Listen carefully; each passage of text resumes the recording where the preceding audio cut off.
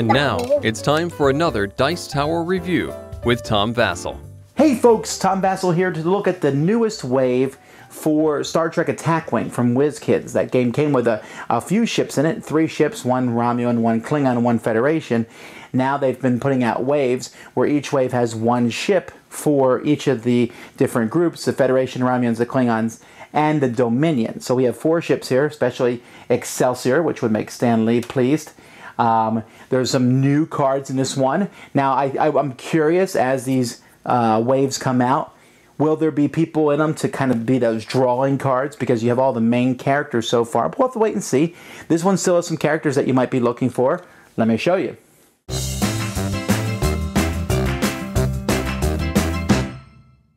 The first thing we want to do is we want to look at each of the 4 ships here, and you can see them. The Klingon ship looks very similar to the other Klingon ships. You know, the Klingon warbirds aren't going to look that different. Although I don't mind the paint job on this one. This one looks good, as opposed to the Romulan one, which doesn't have much of a paint job at all. And the Excelsior has always been a ship that I thought was cool. So the ships look good. I like the ships that come with this game, and I like the way they all look here. The Klingon is obviously the most threatening, but I think the most dangerous one is the Cardassian. So let's look at their maneuver templates first. You can see the Cardassian has some pretty high speed on it, but not as good maneuverability at the higher speeds, although some decent maneuverability. It's just always pushing forward. The Romulan one I like quite a bit because there's no red on it at all. So you can basically do any of the maneuvers. It's just not as fast as the other ships. The Excelsior's not as fast either, although it has a 2 reverse, which is pretty cool. To be able to pull that 2 reverse, knowing that that possibility is there, is a really neat thing. And if you can use it at the right time, which I have seen, is a lot of fun. And then the Klingon ship is probably the least maneuverable of the 4 ships, but it makes up for that in other ways. As we look at the stats on these ships, the Klingon one, especially if you use this specific Klingon ship. By the way, this one's 26 points. All 3 of the specific ships in this wave are 26 points. The one that's not is the Romulan ship, but we'll get to that. This one has lots of structure, lots of shields, and each time you defend while cloaked, you roll an extra defense dice. So this is probably the ultimate cloaked ship, and has some pretty good weapons there at 4. And then we move over here to the Excelsior here. If you move, if no ships within you, you get a free scan. If no ships are within range 1, you get a free scan. Well, that's very useful, not to mention very good in combat too. Also high structure, good shields, and a decent attack weapon, and a lot of room to put things on this ship. The Romulan ship, as I said, is smaller than the rest, but it gets a free avoid basically every round, which is a cool thing to be able to do. But this one's more, it's a scout vessel, and that's what you need to use it for. This one you're going to need to back up with some bigger Romulan ships, but you can move this around very quickly. It's going to be hard for the enemy to hit it. If they do hit it, though, it's gone. This ship, though, is just a beast. Look at this. It has 5 regular attack, and instead of a normal attack, you can spend a scanning token to attack 2 different ships. Now, you lose -2 attack dice each, but still, to do 3 dice to 2 different ships, that is really worth it. This is probably my favorite ship that the Dominion has at this point. So let's take a look at some of the other cards that come in this expansion. There's lots of different neat characters that you may have seen as time has gone by in the different shows, and many of these characters. But there's also some extra cool things, like the Klingons have an advanced weapon system. I really like this card.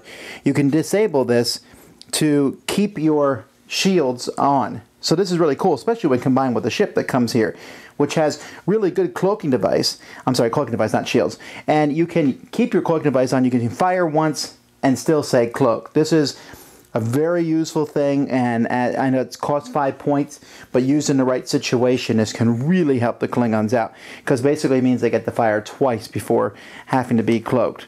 There's also Kern here, who gets an extra attack die, although it will give him an auxiliary power token. And then Worf. Come on, who doesn't, Worf has been available so far to the Federation, but to have him on the Klingons is pretty cool. And this guy lets him, basically, he can re-roll his blank results 1 time. Very useful. And of course, the first Klingon captain I picked, mostly because I like him. The Dominion has a cloaking device that they can now add to their ships. They use enhanced weaponry. They have different kinds of weapons. The enhanced weaponry is nasty. You basically can use this once, but it can attack with 6 dice if fired from the correct type of ship, which is the one that's included in this expansion. And then we have a smaller dorsal weapon array. That's cool. And then Bohica, which basically lets him convert 1 blank result to a hit. So that's a very useful thing to have on your ship. And it's also nice to have more crewmen for the Dominion. Here's another captain who can reroll his blank results. But this Gull Ducat guy is pretty cool because he has a 7. I believe he's the highest Dominion captain at this point in time, and also gets free actions each round, which is pretty cool. Then there's also explosive that the Romulans can use, which is one way for that scout ship can be useful. And this guy can discard an upgrade where basically neither ship can attack each other. So he's the perfect guy to put in the scout ship, which is why he's in this expansion. Positron beam, that's pretty cool. It gives someone a power token. The transwarp drive, oh, I love this. When you activate and you show a 4 or a 5, you can instead use a 6 maneuver. So it lets you take one of your ships and make it much faster. I very much like the transwarp drive, and my only bummer is that there's only one of these. I would love to outfit a couple ships with the transwarp drive. And then of course Sulu, everyone's favorite character, George Takei. He can disable an upgrade to basically get rid of a target lock that someone else has on your ship. He's not the greatest captain of the captains so far. In fact, I probably wouldn't even put him in the top 4. But he's one that people are going to want to use, and he is pretty useful here. Obviously, Worf and Sulu aren't new, but to have them as captains is. And really, at this point in time, with this wave, there's a lot to pick from.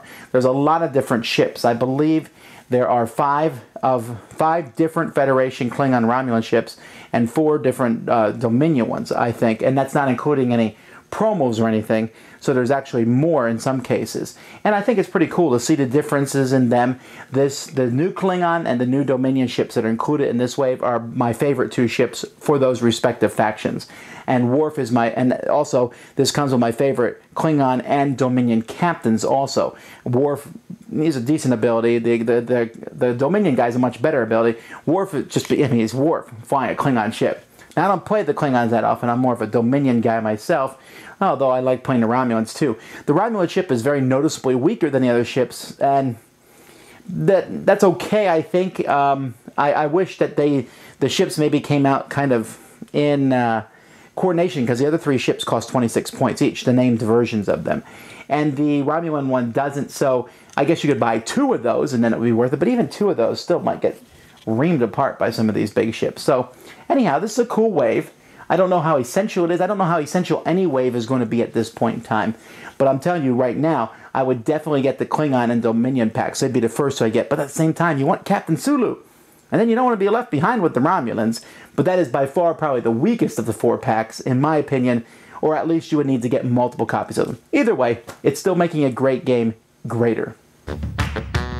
Thanks so much for watching the Dice Tower videos. Find more great videos and reviews, as well as our top-rated audio podcast at Dicetower.com. You can also find other great shows at Dicetowernetwork.com. I'm Eric Summerer, and you've been watching The Dice Tower. The Dice Tower is sponsored by Cool Stuff Inc., where you can find great games for great prices. Cool stuff in stock. Check them out at CoolStuffInc.com. Shut the door!